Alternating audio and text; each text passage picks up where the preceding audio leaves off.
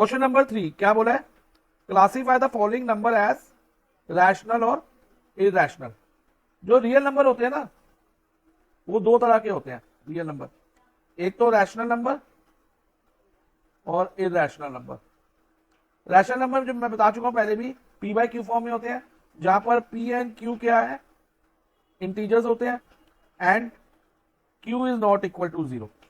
और जो नंबर इस फॉर्म में एक्सप्रेस नहीं हो सकते उन्हें हम इरैशनल नंबर कह देते हैं, लाइक √2, √3, पाई की वैल्यू।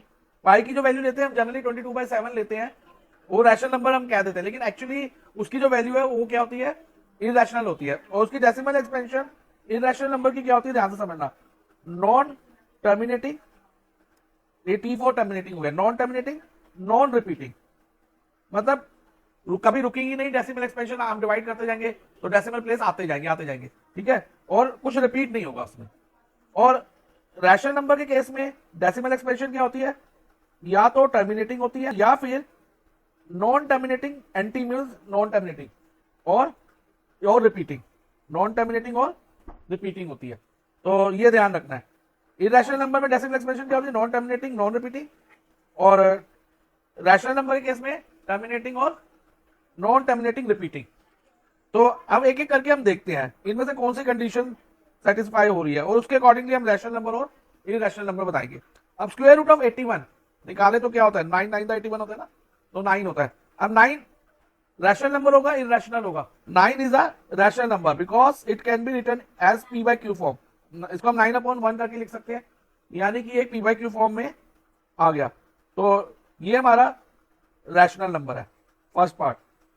√12, अब √12 की बात करें तो हम क्या करेंगे, 12 को प्राइम फैक्टराइज करेंगे। पहले क्या होगा, 6, 2, 3, फिर 3 से जा रहा है 1, तो इसमें एक 2 का पेयर बन रहा है और 3 का नहीं बन रहा, तो हम क्या लिखेंगे, इसको 2 बाहर लिखेंगे और अंडर रूट में 3 लिख देंगे, तो 2√3। लेकिन √3 क्या है, हमारा इरैशनल नंबर में आता है, और इसकी जो डेसिमल एक्सपेंशन अगर हम √3 की देखेंगे ना, वो हमेशा नॉन टर्मिनेटिंग, नॉन रिपीटिंग आएंगी, अगर हम लॉन्ग डिवीजन से √3 निकालें, ठीक है। तो 2√3 हमारा इरैशनल नंबर होगा, तो इसको हम मैं इरैशनल लिख रहा हूं। अब थर्ड पार्ट देखो क्या लिखा है, 0.3333 अप टू इंफिनिटी। तो यानी कि ये डेसिमल एक्सपेंशन किस टाइप की हुई, नॉन टर्मिनेटिंग, रिपीटिंग। और जब नॉन टर्मिनेटिंग, रिपीटिंग होती है तो ये किसमें देखने को मिलती है हमें, रैशनल नंबर में। और नॉन टर्मिनेटिंग कैसे पता चल रहा है कि डॉट डॉट डॉट ये निकालेगी, कभी नहीं रुकेगी, और इसमें 3 3 3 करके रिपीट हो रहा है, तो ये नॉन टर्मिनेटिंग, रिपीटिंग है, तो इसे हम रैशनल नंबर कहेंगे। और अब आगे देखो फोर्थ पार्ट, इसमें 0.12345, फिर क्या आ रहा है 12345, फिर 12345, इसमें 12345 रिपीट हो रहा है अगेन एंड अगेन। और इधर क्या लिखा है, डॉट डॉट डॉट क्या दिखा रहा है, नॉन टर्मिनेटिंग है, यानी ये भी क्या होगी, non terminating, repeating, non terminating, repeating हो गई। तो नॉन टर्मिनेटिंग, रिपीटिंग के केस में हम क्या कहते हैं, रैशनल नंबर। तो ये भी हमारा क्या होगा, रैशनल नंबर हो गए, ओके। और फिफ्थ में देखें, ये नॉन टर्मिनेटिंग तो है, देखो इधर डॉट डॉट डॉट लिख करे हुए हैं, लेकिन इसमें कुछ रिपीटिंग नहीं है, लाइक इधर 0 1 है, फिर 0 0 1 है, फिर 0 0 0 0 1 है, फिर 0 0 0 बढ़ते जा रहे हैं 1, मतलब कोई पार्टिकुलर पैटर्न रिपीट नहीं हो रहा, जैसे कि ऊपर वाले में 1 2 3 4 5 1 2 3 4 5 आ रहा था, लेकिन ऐसा इसमें नहीं आ रहा। तो ये कौन सी डेसिमल एक्सपेंशन है, नॉन टर्मिनेटिंग, नॉन रिपीट में होती है, इरैशनल नंबर में। तो ये हमारा IR यानी कि इरैशनल हो गया। अब 6 पार्ट देखिए, 6 पार्ट में क्या है, इसमें कहीं डॉट डॉट दिख रहे हैं तुम्हें, नहीं दिख रहे, तो ये डेसिमल एक्सपेंशन किस टाइप की हो जाएगी, टर्मिनेटिंग, जब इसमें नॉन टर्मिनेटिंग नहीं है। ये इतना डिवाइड करने के बाद ना इसका डेसिमल प्लेसेस रुक जाएंगे, मतलब यहां पर आके 0 पे रुक गए, तो ये हम इसको कहेंगे टर्मिनेटिंग डेसिमल। और टर्मिनेटिंग डेसिमल किसमें देखने को मिलता है हमें, रैशनल नंबर केस में, तो ये भी हमारे क्या हो गए, रैशनल नंबर। अब इसके बाद क्या बोला है, find the explicit fraction in the case of rational number. जहां जहां रैशनल नंबर आया है वहां पर हमें फ्रैक्शन की फॉर्म में भी करना है। कहां कहां आया रैशनल नंबर, एक तो फर्स्ट पार्ट में, और थर्ड पार्ट में, फोर्थ पार्ट में, और सिक्स्थ पार्ट में। इन चारों को हमें फ्रैक्शनल फॉर्म में, फ्रैक्शनल फॉर्म क्या होती है, P/Q फॉर्म में लाना है। तो ये तो ऑलरेडी आ चुका है फर्स्ट पार्ट 9/1, तो फर्स्ट पार्ट का तो हमने लिख दिया 9/1। अब थर्ड पार्ट को देखते हैं, थर्ड पार्ट को कैसे कन्वर्ट करेंगे P/Q फॉर्म में। तो हमारे पास है 0.3333 अप टू इंफिनिटी। और इसको हम और कैसे लिख सकते हैं, रिपीटिंग ब्लॉक में इसका क्या आ रहा है, 3 आ रहा है ना, तो 0.3 बार। अब इसको कन्वर्ट करने का एक मेथड मैंने बताया था, कैसे करते हैं। पहले हम क्या करते हैं, let X is equal to 0.3 bar, 0.3 bar. फिर उसके बाद अब रिपीटिंग ब्लॉक में कितने प्लेस है, 1 प्लेस है ना, कितने हैं, एक 3 है ना, ओनली 1 प्लेस है रिपीटिंग ब्लॉक में। तो हम क्या करेंगे, multiply both side of equation 1 by 10, ये इक्वेशन 1 मान लेंगे और इक्वेशन 1 की दोनों साइड को 10 से मल्टीप्लाई कराएंगे। तो जब x को 10 से मल्टीप्लाई कराएंगे तो क्या बनेगा, 10x। और 0.3 बार को 10 से मल्टीप्लाई कराएंगे तो ध्यान से समझना, इधर मैं भी इंटू 10 लिख रहा हूं, ये तो 10x ही रहेगा, लेकिन यहां क्या होगा, अब 0.3 बार का मतलब क्या है, 0.3333 ऐसे है ना, अप टू इंफिनिटी। और जब इसको हम इंटू 10 करेंगे तो डेसिमल कहां चला जाएगा, यहां पर, यानी कि 3.3333 रिपीट होता जाएगा। और इसको हम क्या लिख सकते हैं, 3.3 बार लिख सकते हैं। तो यहां पर हमारे पास आ जाएगा 3.3 बार, ये हमारी इक्वेशन 2 हो जाएगी। अब नेक्स्ट स्टेप क्या होगा, इक्वेशन 2 माइनस इक्वेशन 1 करेंगे हम, इक्वेशन 2 माइनस इक्वेशन 1। तो इक्वेशन 2 क्या है हमारी एलएचएस में, 10x, 10x में से इक्वेशन 1 का x माइनस होगा, और 3.3 बार में से 0.3 बार माइनस करेंगे। तो 10x माइनस x क्या होगा, 9x।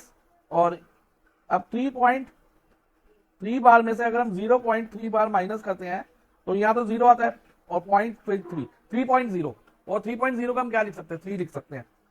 तो finally x is equal to क्या हो जाएगा हमारा, 3/9, और लोएस्ट टर्म करें तो 1/3। तो थर्ड पार्ट का हमारा आंसर आ गया, जो कि रैशनल नंबर था, मैं यहां लिख रहा हूं 1/3 फ्रैक्शनल फॉर्म। अब नेक्स्ट रैशनल नंबर किसमें आया था, फोर्थ पार्ट में। तो वो क्या था, 0.12345, फिर 12345, फिर क्या है 12345, और ये नॉन टर्मिनेटिंग रिपीटिंग है, तो ये भी क्या था हमारा रैशनल नंबर। तो इसको अगर हम एज अ बार लगा के लिखे ऊपर, तो इसमें रिपीटिंग ब्लॉक में हमारे पास क्या है, 1 2 3 4 5, यही है ना रिपीटिंग ब्लॉक में। तो इसको हम लिख लेंगे 1 2 3 4 5 बार। अब इसको अपने p/q फॉर्म में लेना है, तो अगेन लेट हम लिखेंगे let x is equal to 0.12345 bar, ठीक है। अब रिपीटिंग ब्लॉक में कितनी प्लेस है, 1 2 3 4 5 प्लेस है। तो 1 के आगे 50, यानी कि किससे मल्टीप्लाई करेंगे, 1 लाख से। इस बार हम किससे मल्टीप्लाई करेंगे, 1 के आगे 50। रिपीटिंग ब्लॉक में जितनी डिजिट होंगी ना, उतना 1 के आगे 0 लगा देना, उतने 1 के आगे 0। अगर मान लो एक डिजिट है, जैसे कि पहले वाले केस में 0.33 था, तो एक डिजिट इसलिए हमने 10 से किया था, 2 डिजिट हो तो 100 से, 3 हो तो 1000 से। अब कितनी डिजिट है इसमें, 5 से। तो 5 है तो हम 1 लाख से मल्टीप्लाई करेंगे। तो हम लिखेंगे मल्टीप्लाई बोथ साइड, और इसे इक्वेशन 1 मान लेते हैं। फिर लिखते हैं multiply both side of equation 1 by 1 lakh. Okay, 1 lakh से मल्टीप्लाई कराएंगे। अब 1 लाख से मल्टीप्लाई कराएंगे तो बच्चे यहाँ क्या होगा हमारा, 1 लाख एक्स, 1 लाख एक्स हो जाएगा। और इधर क्या होगा, ये ध्यान से समझना। अभी मैंने बताया था कि 0.12345 बार का मतलब है कि 1 2 3 4 5 आगे आता जाएगा, रिपीट होता जाएगा। और जब हम इसको 1 लाख से मल्टीप्लाई कराएंगे तो ये 5 डिजिट डेसिमल यहां चला जाएगा। तो ये क्या बन जाएगा हमारा, 1 2 3 4 5, तो यहां आ गया। तो उसके बाद डेसिमल डाल के 1 2 3 4 5 बार लिख देंगे। और ये बार ये क्या शो कर रहा है कि 1 2 3 4 5 रिपीट हो रहा है। तो यहां पर हम पहले तो ऐसे लिखेंगे 0.12345 bar into 1 lakh. Next step में ये लिखेंगे, तो नेक्स्ट स्टेप में लिख देंगे 1 lakh X is equal to 12345.12345, ठीक है, बार। और ये इक्वेशन 2 हो गई। अब नेक्स्ट हमें क्या करना होगा, इक्वेशन 2 माइनस इक्वेशन 1।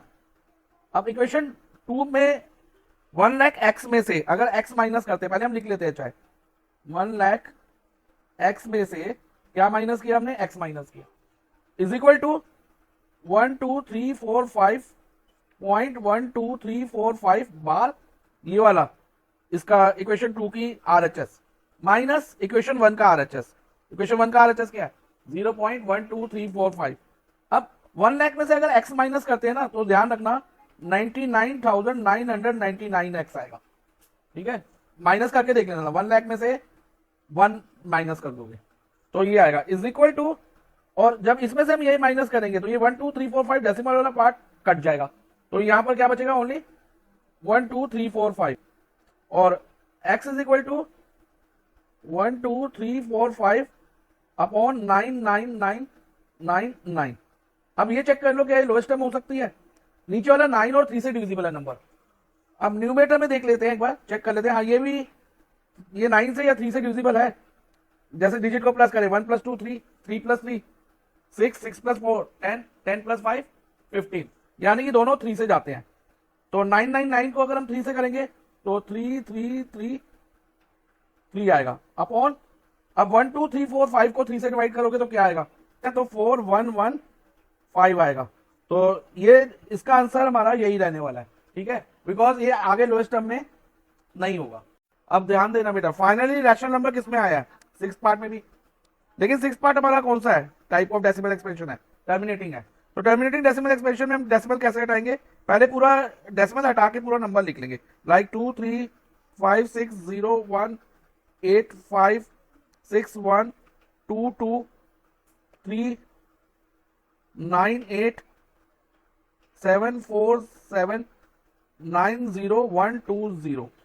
अपॉन में आफ्टर डेसिमल कितने प्लेसेस है ये देख लेना, काउंट कर लो 1 2 3 4 5 6 7 8 9 10 11 12 13 14 15 16 17 18 19 20 और 21।